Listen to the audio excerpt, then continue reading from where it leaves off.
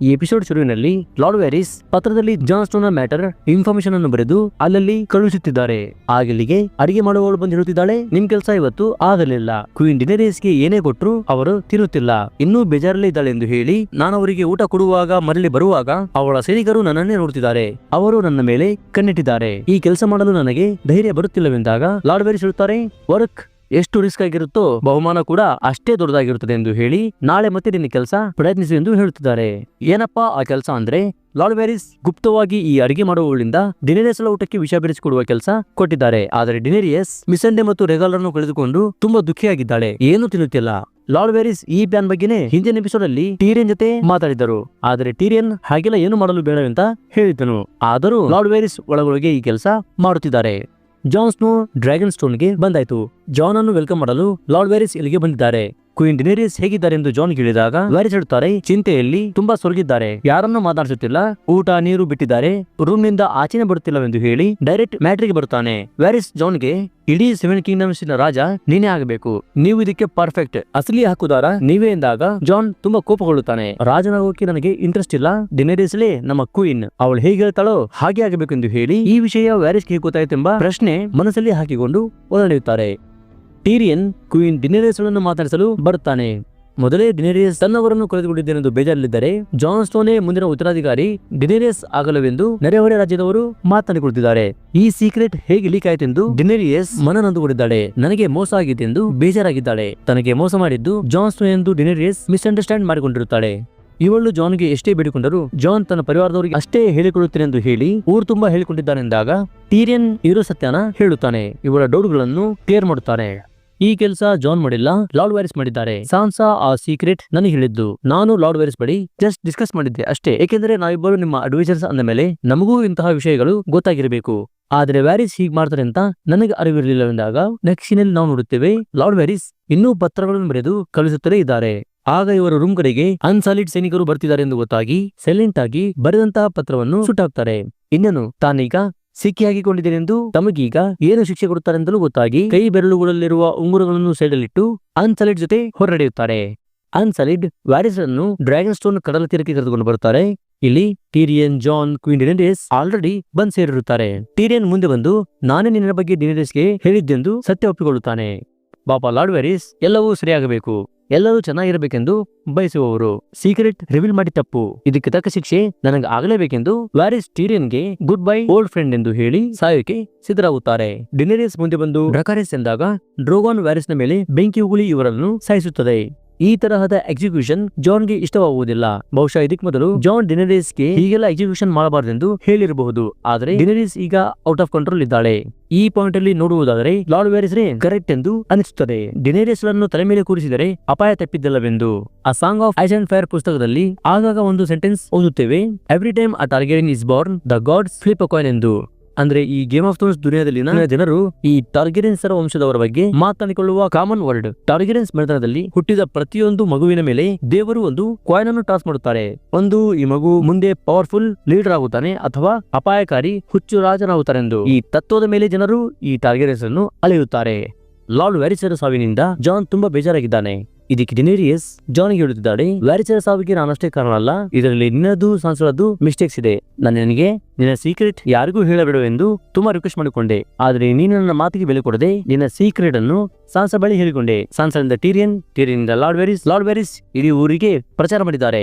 ಮೊದಲೇ ಇಲ್ಲದೆ ಜನರು ನನಗಿಂತ ನಿನ್ನನ್ನು ತುಂಬಾ ಇಷ್ಟಪಡುತ್ತಾರೆ, ನನ್ನನ್ನು ನೋಡಿ ಭಯ ಪಡುತ್ತಿದ್ದಾರೆಂದಾಗ ಜಾನ್ ಹೇಳುತ್ತಾರೆ, ಹಾಗೆಲ್ಲ ಏನೂ ಇಲ್ಲ, ಇಲ್ಲೆಲ್ಲರೂ ನಿಮ್ಮನ್ನು ಪ್ರೀತಿಸುತ್ತಾರೆ, ನಾನು ಸಹ ನಿಮ್ಮನ್ನು ಲವ್ ಮಾಡುತ್ತೇನೆ, ನೀವೇ ನನ್ನ ಕ್ವೀನ್ ಎಂದಾಗ ಡಿನೇರಿಯಸ್ ರೊಮ್ಯಾಂಟಿಕ್ ಮೂಡಲ್ಲಿ ಜಾನ್ ಹತ್ತಿರ ಬಂದು ಇವನಿಗೆ ಕಿಸ್ ಮಾಡುವಾಗ ಜಾನ್ ತಮ್ಮಿಬ್ಬರ ರಿಲೇಶನ್ಶಿಪ್ ನಿಂದ ಅನ್ಕಂಫರ್ಟಬಲ್ ಆಗಿ ಹಿಂಜರಿಯುತ್ತಾನೆ. ಇದಕ್ಕೆ ಡಿನೇರಿಯಸ್ ಹೇಳುತ್ತಾಳೆ, ಸರಿ ಹಾಗಾದರೆ ನಿಮ್ಮಲ್ಲಿ ಭಯವೇ ಇರಲಿ ಎಂದು ಹೇಳಿ ಹೊರಡುತ್ತಾಳೆ.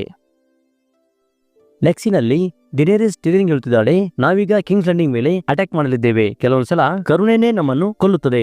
ನಾನು ಮೇರಿನ್ ಮೇಲೆ ಅಟ್ಯಾಕ್ ಮಾಡುವಾಗ ಅಲ್ಲಿನ ಬಡ ಜನರೇ ಅಲ್ಲಿದ್ದಂತಹ ಮಾಸ್ಟರ್ಸ್ ವಿರುದ್ಧ ತಿರುಗಿ ಹೋರಾಟ ಮಾಡಿ ನನಗೆ ಸಪೋರ್ಟ್ ಮಾಡಿದರು. ಆದ್ರೆ ಇಲ್ಲಿನ ಜನತೆಗೆ ಏನಾಗಿದೆ, ಏಕೆ ಅವರು ನನಗೆ ಸಪೋರ್ಟ್ ಮಾಡುತ್ತಿಲ್ಲವೆಂದಾಗ ಟೀರಿಯನ್ ಹೇಳ್ತಾನೆ, ಅಲ್ಲಿನ ಜನನೇ ಬೇರೆ, ಇಲ್ಲಿನ ಜನ ಬೇರೆ. ನಮ್ಮ ಈ ಭಾಗ ಜನರ ಫ್ಯಾಮಿಲೀಸ್ ಗಳನ್ನು ಬರ್ಬರವಾಗಿ ಕೊಲೆ ಮಾಡಿಸಿದ್ದಾಳೆ ಸರ್ಸಿ. ಅದಕ್ಕಾಗಿ ಈ ಜನರು ಮೊದಲಿಂದಾನು ಸರ್ಸಿಗೆ ಹೆದರುತ್ತಾ ಬಂದಿದ್ದಾರೆ. ದಯವಿಟ್ಟು ಈ ಜನರನ್ನು ಕಾಪಾಡಿಕೊಳ್ಳಿ ಎಂದು ಹೇಳಿ ಇವನೊಂದು ಪ್ಲಾನ್ ಅನ್ನು ಮುಂದಿಡುತ್ತಾನೆ. ನಾವು ಹೇಗಾದ್ರೂ ಮಾಡಿ ಕಿಂಗ್ಸ್ ಲ್ಯಾಂಡಿಂಗ್ ಒಳಗೆ ನುಸುಳಿ ಅಲ್ಲೊಂದು ಎತ್ತರದಲ್ಲಿರುವ ಘಂಟೆಯನ್ನು ಬಾರಿಸಬೇಕು. ಯುದ್ಧದಲ್ಲಿ ನಾವು ಶರಣಾಗಿದ್ದೇವೆ ಎಂದು ಸೂಚಿಸುವ ಬೆಲ್ ಅನ್ನು ನಾವು ಬಾರಿಸಬೇಕು. ಆಗ ಅಲ್ಲಿನ ಜನರಿಗೆ ಸ್ವಲ್ಪ ಧೈರ್ಯ ಬರುತ್ತಿದ್ದಾಗ ಇದಕ್ಕೆ ಡಿನೇರಿಯಸ್ ಆಯ್ತು, ಹೀಗೆ ಆಗಲಿ ಎಂದು ಹೇಳಿ ಟೀರಿಯನ್ಗೆ ಒಂದು ಸುದ್ದಿ ತಿಳಿಸುತ್ತಾಳೆ. ಈ ಯುದ್ಧದ ಸಮಯದಲ್ಲಿ ಜೆಮಿ ವಿಂಟರ್ಫೆಲ್ ಅಲ್ಲೇ ಇರಲಿ ಎಂದು ಪ್ಲಾನ್ ಆಗಿತ್ತು. ಆದರೆ ಜೆಮಿ ರಾತ್ರೋರಾತ್ರಿ ಮತ್ತೆ ಕಿಂಗ್ಸ್ ಲ್ಯಾಂಡಿಂಗ್ ಕಡೆಗೆ ಹೋಗುತ್ತಿರುವುದನ್ನು ನೋಡಿ ನಮ್ಮ ಸೈನಿಕರು ಬಂಧಿಸಿದ್ದಾರೆ. ಅವನಾದ್ರೂ ಕೊಟ್ಟ ಮಾತಿನಂತೆ ನಡೆಸಿಕೊಳ್ಳಲಿಲ್ಲ. ನೀನೇನಾದರೂ ನನಗೆ ಮೋಸ ಮಾಡಿದರೆ ನಾನಿನ್ನನ್ನು ಮರಣದಂಡನೆ ಶಿಕ್ಷೆ ವಿಧಿಸುತ್ತೇನೆಂದು ವಾರ್ನಿಂಗ್ ಕೊಡುತ್ತಾಳೆ. ಟೀರಿಯನ್ ಬೇಜಾರಿನಿಂದ ಆಚೆ ಹೊರಡುತ್ತಾನೆ. ನೆಕ್ಸ್ಟ್ ಟೀರಿಯನ್, ಜಾನ್ ಸ್ನೋ ಎಲ್ಲರೂ ಕಿಂಗ್ಸ್ ಲ್ಯಾಂಡಿಂಗ್ ಗೆ ಬರ್ತಾರೆ. ಇಲ್ಲಿ ಸೀಜ್ ಗೆ ತಯಾರಿಸುತ್ತಿದ್ದಾರೆ. ಕಿಂಗ್ಸ್ ಲ್ಯಾಂಡಿಂಗ್ ಗೆ ಹೊರಗಿನಿಂದ ಆಹಾರ ಪದಾರ್ಥಗಳು, ಬೆಲೆ ಬಾಳುವ ವಸ್ತುಗಳನ್ನು ಬಾರ್ಡರ್ ಅಲ್ಲಿ ತಡೆಯುತ್ತಿರುವ ಕೆಲಸ. ಸರ್ ಡವಸ್ ಯಾರನ್ನು ಬೇಕಾದರೂ ಎಲ್ಲಿ ಬೇಕಾದರೂ ಗುಪ್ತವಾಗಿ ಕಳಿಸುವುದರಲ್ಲಿ ಎಕ್ಸ್ಪರ್ಟ್. ಅದಕ್ಕಾಗಿ ಜನರು ಇವರನ್ನು ಗ್ರೇಟೆಸ್ಟ್ ಸ್ಮಗ್ಲರ್ ಎಂದು ಕರೆಯುತ್ತಾರೆ. ಟೀರಿಯನ್ ಇವರಿಗೊಂದು ಸಹಾಯ ಮಾಡಲು ಕೇಳಿಕೊಳ್ಳುತ್ತಾನೆ. ಒಂದಿಬ್ಬರನ್ನು ಕಿಂಗ್ಸ್ ಲ್ಯಾಂಡಿಂಗ್ ನಿಂದ ಪೆಂಟೋಸ್ಗೆ ಸೈಲೆಂಟ್ ಆಗಿ ಕಳಿಸುವ ಕೆಲಸ ಕೇಳಿಕೊಳ್ಳುತ್ತಾನೆ. ನಂತರ ಟೀರಿಯನ್ ಜೆಮಿಯನ್ನು ಬಂಧಿಸಿರುವ ಟೆಂಟ್ ಕಡೆಗೆ ಬಂದು ಇಲ್ಲಿನ ಗಾರ್ಡ್ಸ್ ಹೇಳುತ್ತಾನೆ, ನಾನು ಹ್ಯಾಂಡ್ ಆಫ್ ದ ಕ್ವೀನ್ ಆಗಿ ಹೇಳುತ್ತಿದ್ದೇನೆ, ಒಳಗಿರುವ ಖೈದಿ ಜೊತೆ ಪರ್ಸನಲ್ ಆಗಿ ಮಾತನಾಡುತ್ತಿದೆ, ನೀವು ಇಲ್ಲಿಂದ ಹೋಗಿ ಎಂದು ಇವರನ್ನು ಕಳುಹಿಸಿ ತಾನು ಒಳಗೆ ಬಂದು ಜೆಮಿಯನ್ನು ಇಲ್ಲಿಂದ ಎಸ್ಕೇಪ್ ಮಾಡಿಸುವಲ್ಲಿ ಸಹಾಯ ಮಾಡುತ್ತಾನೆ. ಇಷ್ಟೊಂದು ಜನರಲ್ಲಿ ನಮ್ಮ ಸೈನಿಕರಿಗೆ ನೀನೇ ಜೆಮಿ ಲ್ಯಾನಿಸ್ಟರ್ ಎಂದು ಹೇಗೆ ಗೊತ್ತಾಯ್ತೆಂದಾಗ ಜೆಮಿ ತನ್ನ ಗೋಲ್ಡನ್ ಹ್ಯಾಂಡ್ ಅನ್ನು ತೋರಿಸುತ್ತಾನೆ. ಟೀರಿಯನ್ ಜೆಮಿ ಹೇಳುತ್ತಿದ್ದಾನೆ, ನೀನ್ ಈ ಕೂಡಲೇ ಕಿಂಗ್ಸ್ ಲ್ಯಾಂಡಿಂಗ್ ಒಳಗೆ ಹೋಗಿ ಸರಸೆಯನ್ನು ಕರೆದುಕೊಂಡು ಸೈಲೆಂಟ್ ಆಗಿ ಸಮುದ್ರ ತೀರಕ್ಕೆ ಹೋಗು. ಅಲ್ಲಿ ನಿನಗೋಸ್ಕರ ಒಂದು ಹಡಗು ಕಾಯುತ್ತಿದೆ. ನೀವಿಬ್ಬರೂ ಇಲ್ಲಿಂದ ದೂರ ಓಡಿ ಹೋಗಿ ಪೆಂಟೋಸ್ ಅಲ್ಲಿ ಒಂದು ಹೊಸ ಜೀವನ ರೂಪಿಸಿಕೊಳ್ಳಿ ಎಂದು ಇವನು ಕಣ್ಣೀರು ಹಾಕುತ್ತಾ ತನ್ನ ಅಣ್ಣನನ್ನು ರಿಲೀಸ್ ಮಾಡುತ್ತಾನೆ. ಹಾಗೂ ಟೀರಿಯನ್ ತನ್ನ ಬಾಲ್ಯದ ಜೀವನದಲ್ಲಿ ಎಲ್ಲರೂ ತನ್ನನ್ನು ತಾನೊಬ್ಬ ರಾಕ್ಷಸನಂತೆ ವರ್ತಿಸುತ್ತಿದ್ದರು. ನೀನೊಬ್ಬನೇ ನನಗೆ ತಂದೆ ತಾಯಿಯ ಪ್ರೀತಿ ತೋರಿಸಿದವನು, ಎಲ್ಲದರಲ್ಲಿಯೂ ನನಗೆ ಸಪೋರ್ಟ್ ಮಾಡಿದವನು ಎಂದು ಹೇಳಿ ಜೆಮಿಯನ್ನು ನೆನೆಸುತ್ತಾನೆ. ಈಗ ಜೆಮಿ ಹಾಗೂ ಹೀಗೂ ಕಿಂಗ್ಸ್ ಲ್ಯಾಂಡಿಂಗ್ ಒಳಗೆ ಬಂದಾಯಿತು.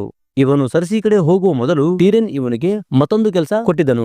ಅದೇ ಸರೆಂಡರ್ ಬೆಲ್ ಅನ್ನು ಬಾರಿಸುವ ಕೆಲಸ. ಇದರಿಂದ ಸಾವಿರಾರು ಬಡ ಜನರು, ಚಿಕ್ಕ ಚಿಕ್ಕ ಮಕ್ಕಳನ್ನು ಕಾಪಾಡಿಕೊಳ್ಳಬಹುದೆಂದು.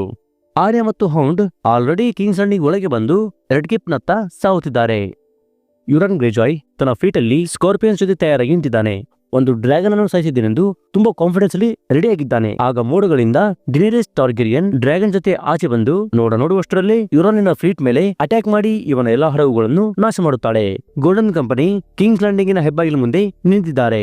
ಇವರ ಅಪೋಸಿಟ್ ಶತ್ರುಗಳಿದ್ದಾರೆ, ಅಂದ್ರೆ ನಮ್ಮ ಹೀರೋಸ್. ಟೀರಿಯನ್ ಜಾನ್ಗೆ ಸರೆಂಡರ್ ಬೆಲ್ ಶಬ್ದ ಬಂದ ತಕ್ಷಣವೇ ಎಲ್ಲರೂ ಶಾಂತವಾಗಿರಿ, ವಿನಾಕಾರಣ ಯಾರನ್ನೂ ಕೊಲ್ಲಲು ಬೇಡ, ಎಲ್ಲರನ್ನೂ ಕ್ಷಮಿಸಿ ಎಂದು ನೆನಪಿಸುತ್ತಾನೆ. ಇದಕ್ಕೆ ಜಾನ್ ಹೂ ಅಂತ ತಲೆ ಅಲ್ಲಾಡಿಸುತ್ತಾನೆ. ಗೋಲ್ಡನ್ ಕಂಪನಿ ತನ್ನ ಎದುರುಗಡೆ ಇರುವವರನ್ನೇ ದಿಟ್ಟಿಸಿ ನೋಡುತ್ತಾ ನಿಂತಿರುವಾಗ ಡಿನೇರಿಯಸ್ ಹಿಂದೆಯಿಂದ ಅಂದ್ರೆ ಕಿಂಗ್ಸ್ ಲ್ಯಾಂಡಿಂಗ್ ಒಳಗಿನಿಂದ ಇವರ ಮೇಲೆ ಬೆಂಕಿ ಉಳಿಸುತ್ತಾಳೆ. ಡ್ರ್ಯಾಗನ್ ಪವರ್ ಏನೆಂದು ತೋರಿಸುತ್ತಾಳೆ. ಈ ಬ್ಲಾಸ್ಟ್ ನಿಂದ ಬಹಳಷ್ಟು ಗೋಲ್ಡನ್ ಕಂಪನಿಯ ಸೈನಿಕರು ಸಾವನ್ನಪ್ಪುತ್ತಾರೆ. ಇನ್ ಕೆಲವರನ್ನು ಅನ್ಸಲಿಟ್ ಕೊಂದು ಹಾಕಿ ಕಿಂಗ್ಸ್ ಲ್ಯಾಂಡಿಂಗ್ ಒಳಗೆ ನುಸುಳುತ್ತಾರೆ. ಇಲ್ಲಿವರು ಮುಖಾಮುಖಿಯಾಗಿ ನಿಲ್ಲುತ್ತಾರೆ. ಒಂದ್ ಕಡೆ ಜಾನ್ ಮತ್ತು ಅನ್ಸಲಿಡ್, ಎದುರುಗಡೆ ಲ್ಯಾನಿಸ್ಟರ್ಸ್ ಆರ್ಮಿ. ಇವ್ರಿಗೀಗ ಇರುವುದು ಒಂದೇ ದಾರಿ, ಗಂಟೆ ಬಾರಿಸಿ ನಾವು ಸರೆಂಡರ್ ಆಗಿದ್ದೇವೆಂದು ತೋರಿಸಲು ಪ್ರಾಣಭಿಕ್ಷೆ. ಆದರೆ ರೆಡ್ ಕೀಪ್ ಅಲ್ಲಿ ಇರುವ ಮಹಾರಾಣಿ ಸರ್ಸಿಗೆ ತಾನು ಗೆಲುವಿನ ಹಂತದಲ್ಲಿದ್ದಾಳೆಂದು ಭ್ರಮೆಯಲ್ಲಿರುತ್ತಾಳೆ. ಆ ಗೆಲಿಗೆ ಕಾಯಬಾರ್ ಬಂದು ಬ್ಯಾಡ್ ನ್ಯೂಸ್ ಮೇಲೆ ಬ್ಯಾಡ್ ನ್ಯೂಸ್ ತಿಳಿಸಿದಾಗ ಸರ್ಸಿಯ ಎದೆಬಿಡಿತವೇ ನಿಂತು ಹೋಗುತ್ತದೆ. ಫೈನಲಿ ಗಂಟೆಯ ಶಬ್ದ ಕೇಳಿ ಬರುತ್ತದೆ. ಈ ಗಂಟೆ ಬಾರಿಸಿದವರು ಜೆಮಿನೋ ಅಥವಾ ಯಾರೋ ಒಬ್ಬ ಸೈನಿಕ ಹೆದರಿ ಬಾರಿಸಿರಬಹುದು, ಸರ್ಸಿನೇ ಹೇಳಿ ಬಾರಿಸಿರಬಹುದು. ಅದು ಈ ಸೀನಲ್ಲಿ ಯಾರು ಬಾರಿಸಿದ್ದಾರೆಂದು ನಮಗೆ ತೋರಿಸಿಲ್ಲ.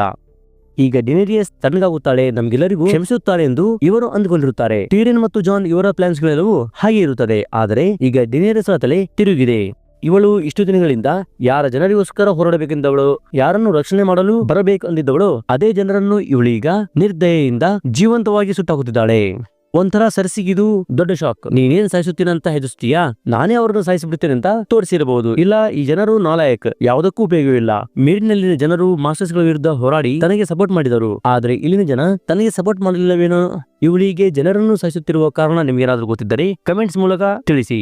ಇತ್ತ ಗ್ರೀವಾಮ್ ಶಸ್ತ್ರತ್ಯಾಗ ಮಾಡಿದ ಅಮಾಯಕ ಲ್ಯಾನಿಸ್ಟರ್ಸ್ ಮೇಲೆ ಆಕ್ರಮಣ ಮಾಡಲು ಆರಂಭಿಸುತ್ತಾನೆ. ಇದನ್ನು ಕಂಡು ಜಾನ್ ಮತ್ತು ಟೀರಿಯನ್ ಶಾಕ್. ಲ್ಯಾನಿಸ್ಟರ್ಸ್ ಆರ್ಮಿ ತಮ್ಮನ್ನು ತಾವು ಕಾಪಾಡಿಕೊಳ್ಳಲು ಮತ್ತೆ ಶಸ್ತ್ರಗಳನ್ನು ಕೈಗೆತ್ತಿಕೊಂಡು ತಮ್ಮ ಜೀವಕ್ಕಾಗಿ ಹೊರಡುತ್ತಾರೆ. ಜಾನಿನ ಸೈನಿಕರು ಅಂದ್ರೆ ಸ್ಟಾರ್ಕ್ ಸೈನಿಕರನ್ನು ಜಾನ್ ಅಟ್ಯಾಕ್ ಮಾಡದಿರಿ, ಹಿಂಜರಿಯಿರಿ ಎಂದು ಅನೌನ್ಸ್ ಮಾಡಿ ರಿಟ್ರೀಟ್ ಪಡಿಸುತ್ತಾನೆ. ಆದರೂ ಕೆಲವು ಸ್ಟಾರ್ಕ್ ಸೈನಿಕರು ಆಲ್ರೆಡಿ ಒಳಗೆ ಹೋಗಿ ಇಲ್ಲಿರುವ ಹೆಣ್ಣು ಮಕ್ಕಳ ಮೇಲೆ ಹಲ್ಲೆ ಮಾಡುವಾಗ ಜಾನ್ ಇಲ್ಲಿರುವ ಹೆಣ್ಣು ಮಕ್ಕಳನ್ನು ರಕ್ಷಣೆ ಮಾಡಲು ಹೋಗಿ ತನ್ನ ಜನರನ್ನೇ ಕೊಲ್ಲುವ ಸಿಚುವೇಶನ್ ಬರುತ್ತದೆ. ಜೆಮ್ಮಿ ಒಂದಾರಿ ಬಿಟ್ಟು ಮತ್ತೊಂದು ದಾರಿ ಮುಖಾಂತರ ಸರ್ಸಿಯ ಬಳಿ ಹೋಗುವುದಕ್ಕೆ ಪರದಾಡುತ್ತಿದ್ದಾನೆ. ಇವನು ಅಂಡರ್ ಪಾಸ್ ನಿಂದ ಒಳಗೆ ನಡೆಯುವಾಗ ಇವನ ದಾರಿಗೆ ಅಡ್ಡಿಯಾಗುತ್ತಾನೆ ಯುರಾನ್ ಗ್ರೇಜಾಯ್. ಯುರಾನ್ ಜೆಮಿಗೆ ಸರ್ಸಿಯ ಬಗ್ಗೆ ಕೆಟ್ಟದಾಗಿ ಮಾತಾಡಿದಾಗ ಇಲ್ಲಿ ಇವರಿಬ್ಬರ ನಡುವೆ ಫೈಟ್ ಶುರುವಾಗುತ್ತದೆ. ಅಂತಿಮವಾಗಿ ಈ ಫೈಟ್ ಅಲ್ಲಿ ಜೆಮಿ ಯುರಾನ್ ಅನ್ನು ಕೊಂದು ಹಾಕಿ ಒಳ ನಡೆಯುತ್ತಾನೆ. ಇಲ್ಲಿ ಯುರಾನ್ ಸಾವನ್ನಪ್ಪುತ್ತಾನೆ. ಆರ್ಯ ಮತ್ತು ಹೌಂಡ್ ಒಳಗೆ ಬಂದಿದ್ದಾರೆ. ಹೌಂಡ್ ಆರ್ಯಗೆ ಹೇಳುತ್ತಾನೆ, ಈಗ ಈ ಕಟ್ಟಡ ಕುಸಿಯಲಿದೆ, ಮೊದಲು ನಿನ್ನನ್ನು ನೀನು ರಕ್ಷಿಸಿಕೋ, ನಿನ್ನ ಸೇಡನ್ನು ಮುಂದೆ ನೋಡ್ಕೋ ಎಂದು ಹೇಳಿ ಇವಳನ್ನು ಆಚೆ ಹೋಗಲು ಹೇಳಿ ತಾನು ಮುಂದಾಗುತ್ತಾನೆ ತನ್ನ ಅಣ್ಣನ ಜೊತೆ ವ್ಯವಹರಿಸಲು. ಫುಲ್ ಶಾಕ್ಡ್ ಆಗಿ ನಿಂತ ಸರ್ಸಿಯನ್ನು ಕಾಯ್ಬರ್ನ್ ಇವಳ ಸೇಫ್ಟಿಗಾಗಿ ಆಚೆ ಕರೆದುಕೊಂಡು ಹೋಗುವಾಗ ಇವರ ದಾರಿಗೆ ಅಡ್ಡಿಯಾಗುತ್ತಾನೆ ಹೌಂಡ್. ಹೌಂಡ್ಗೆ ಸರ್ಸಿ ಬೇಕಿಲ್ಲ, ಜಸ್ಟ್ ತನ್ನ ಹಳೆಯ ಸೇಡನ್ನು ತೀರಿಸಿಕೊಳ್ಳಲು ತನ್ನ ಅಣ್ಣನ ಜೀವ ಬೇಕಿದೆ. ಮೌಂಟೇನ್ ಸರ್ಸಿಯನ್ನು ಇಲ್ಲೇ ಬಿಟ್ಟು ಹೋಗುವಾಗ ಸರ್ಸಿ ಮೌಂಟೇನ್ಗೆ ಆರ್ಡರ್ಸ್ ಕೊಡ್ತಾಳೆ, ನನ್ನ ಪಕ್ಕದಲ್ಲೇ ಇರಿ, ಎಲ್ಲೂ ಹೋಗಬೇಡಿ ಎಂದು. ಇಷ್ಟಕ್ಕೆ ಮೌಂಟೇನ್ ಸರ್ಸಿಯನ್ನು ಕೆಂಗಣಿನಿಂದ ಗುರಾಯಿಸುತ್ತಾನೆ. ಕಾಯ್ಬರ್ನ್ ಮಧ್ಯದಲ್ಲಿ ಬಂದು ಮಹಾರಾಣಿಯ ಆರ್ಡರ್ಸ್ ಫಾಲೋ ಮಾಡಬೇಕು ಅಂತ ಹೇಳುವಷ್ಟರಲ್ಲೇ ಮೌಂಟೇನ್ ಕಾಯ್ಬರ್ನ್ ಅನ್ನು ಒಂದೇ ಕೈಯಿಂದ ಎತ್ತಿ ಬಿಸಾಕುತ್ತಾನೆ. ಒಂದೇ ಸೆಕೆಂಡ್ ಅಲ್ಲಿ ಕಾಯ್ಬರ್ನ್ ಔಟ್. ಸರ್ಸಿ ಒಬ್ಬಳೇ ಸೈಲೆಂಟ್ ಆಗಿ ಹೌಂಡ್ನ ಪಕ್ಕದಿಂದ ಜರಿದು ಆಚೆ ಹೊಡೆಯುತ್ತಾಳೆ. ಇಲ್ಲಿ ಈ ಸಹೋದರರು ಮತ್ತೆ ಫೈಟ್ ಮಾಡಲು ಆರಂಭಿಸುತ್ತಾರೆ. ದ ಲಾಸ್ಟ್ ಕ್ಲಿಗೆನ್ ಬೌಲ್ ಶುರುವಾಗುತ್ತದೆ. ಈ ಫೈಟ್ ಅಲ್ಲಿ ನಮ್ಮ ಹೌಂಡ್ ಸ್ಯಾಂಡರ್ ಕ್ಲಿಗೆನ್ ಗಂಭೀರ ಗಾಯಗಳಿಂದ ತುಂಬಾ ಹಣ್ಣಾಗುತ್ತಾನೆ. ಆದರೆ ಮೌಂಟೇನ್ಗೆ ನೋವನ್ನೋದೇ ಇರುವುದಿಲ್ಲ, ಹಾಗೆ ಕ್ರಿಯೇಟ್ ಮಾಡಿರುತ್ತಾನೆ ಕಾಯ್ಬರ್ನ್. ಇವನಿಗೆ ಸಾವೇ ಅಂತಿಮ ತೀರ್ಪು ಎಂದು ನಮ್ಮ ಹೌಂಡ್ ಇವನನ್ನು ಮೇಲಿಂದ ತಳ್ಳಿ ತಾನು ಕೂಡ ತನ್ನ ಜೀವವನ್ನು ಕಳೆದುಕೊಳ್ಳುತ್ತಾನೆ. ಜನಜಂಗುಳಿ ಜೊತೆ ನಮ್ಮ ಆರ್ಯ ಕೂಡ ತನ್ನನ್ನು ಕಾಪಾಡಿಕೊಳ್ಳಲು ಪರದಾಡುತ್ತಿದ್ದಾಳೆ. ಇವಳ ಎದುರೇ ದೋತ್ರಾಕಿಸ್ ಆರ್ಮಿ ಇಲ್ಲಿರುವ ಹೆಣ್ಣು ಮಕ್ಕಳ ಮೇಲೆ ಅಟ್ಯಾಕ್ ಮಾಡ್ತಿರುತ್ತಾರೆ. ಇವಳ ಕೈಯಿಂದ ಅವರನ್ನು ಕಾಪಾಡಲಾಗುತ್ತಿಲ್ಲ. ಡ್ರ್ಯಾಗನ್ ಸ್ಟ್ರೀಟ್ ಅಲ್ಲಿರುವ ಪ್ರತಿಯೊಬ್ಬರ ಜನರ ಮೇಲೆ ಬೆಂಕಿ ಬೀಳುತ್ತಿರುತ್ತದೆ. ಇಲ್ಲೇ ಇರುವ ಆರ್ಯ ಪಕ್ಕದಲ್ಲಿ ಡೈ ಹೊಡೆದು ಮೂರ್ಛೆ ಹೋಗುತ್ತಾಳೆ. ಜಾನ್ ಸ್ನೋ, ಸೆಲ್ಡಾವೋಸ್ ಇನ್ನೂ ಅನೇಕರು ಇಲ್ಲಿನ ಜನರನ್ನು ಆಚೆ ಸೇಫ್ ಆಗಿ ಕಳುಹಿಸಿಕೊಡುವ ಕೆಲಸದಲ್ಲಿದ್ದಾರೆ. ನಮಗೆಲ್ಲ ಗೊತ್ತಿರೋ ಹಾಗೆ ಕಿಂಗ್ಸ್ ಲ್ಯಾಂಡಿಂಗ್ ಅಡಿಯಲ್ಲಿ ಅಲ್ಲಲ್ಲಿರುವ ವೈಲ್ಡ್ ಫೈರ್ ಬೆಂಕಿಗೆ ತಗುಲಿ ಬ್ಲಾಸ್ಟ್ ಆಗುತ್ತದೆ. ಇದರಿಂದ ಇನ್ನಷ್ಟು ಜನರು ಸಾವನ್ನಪ್ಪುತ್ತಾರೆ. ಕೇವಲ ಸರ್ಸಿಯೇ ಒಂದು ಸ್ಟುಪಿಡ್ ಡಿಸಿಷನ್ ನಿಂದ ಈ ಜನರು ಅನುಭವಿಸಬೇಕಾದ ಸ್ಥಿತಿ ಬಂದಿದೆ. ಸರ್ಸಿ ಅಂಡರ್ ಟನಲ್ ನಿಂದ ಎಸ್ಕೇಪ್ ಆಗುವಾಗ ಇವಳಿಗೆ ಜಿಮಿ ಎದುರಾಗುತ್ತಾನೆ. ಜಿಮಿ ಇವಳಿಗೆ ನಾವಿಬ್ಬರು ಇಲ್ಲಿಂದ ತುಂಬಾ ದೂರ ಓಡಿ ಹೋಗೋಣ ಎಂದು ಸಮಾಧಾನ ಮಾಡಿ ಆಚೆ ಕರೆದುಕೊಂಡು ಹೋಗಬೇಕೆಂದರೆ ಇವರ ಎಲ್ಲಾ ದಾರಿಗಳು ಬ್ಲಾಕ್ ಆಗಿರುತ್ತವೆ. ಹಾಗಾಗಿ ಇವರಿಲ್ಲಿ ಲಾಕ್ ಆಗುತ್ತಾರೆ. ಸರ್ಸಿಗೆ ಸಾಯಲು ಇಷ್ಟವಿಲ್ಲ. ಜಿಮಿ ಸರ್ಸಿಯನ್ನು ಗಟ್ಟಿಯಾಗಿ ಅಪ್ಪಿಕೊಂಡು ಅಲ್ಲಿ ಇಲ್ಲಿ ನೋಡಬೇಡ, ನನ್ನನ್ನೇ ನೋಡು ಎಂದು ಸಮಾಧಾನ ಮಾಡುತ್ತಿರುತ್ತಾನೆ. ಫೈನಲಿ ರೆಡ್ ಕೀಪ್ ಕಟ್ಟಡ ಇವರ ಮೇಲೆ ಬಿದ್ದು ಇವರಲ್ಲಿ ಸಾವನ್ನಪ್ಪುತ್ತಾರೆ. ಎಪಿಸೋಡ್ ಕೊನೆಯ ಸೀನಲ್ಲಿ ನಾವು ನೋಡುತ್ತೇವೆ, ಇಡೀ ಕಿಂಗ್ಸ್ ಲ್ಯಾಂಡಿಂಗ್ ಸುಟ್ಟು ಭಸ್ಮವಾಗಿದೆ. ಮ್ಯಾರ್ ಕಿಂಗ್ ಪದೇ ಪದೇ ಬರ್ನ್ ದೆ ಮಾಲ್ ಅಂತ ಹೇಳಿದ್ದನ್ನು ತನ್ನ ಮಗಳು ಮಾಡಿ ತೋರಿಸಿದ್ದ.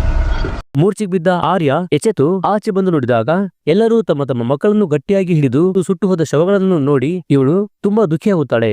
ಇವಳು ಹೀಗೆ ಆಚೆ ಹೋಗುತ್ತಿದ್ದಂತೆ ಇವಳ ಎದುರಿಗೆ ಒಂದು ಬಿಳಿ ಕುದುರೆ ಬಂದು ನಿಲ್ಲುತ್ತದೆ. ಈ ಕುದುರೆ ಗೋಲ್ಡನ್ ಕಂಪನಿಯ ಮುಖ್ಯಸ್ಥನದ್ದು. ಆರ್ಯ ಈ ಕುದುರೆ ಮೇಲೆ ಏರಿ ಆಚೆ ಹೊರಡುತ್ತಾಳೆ.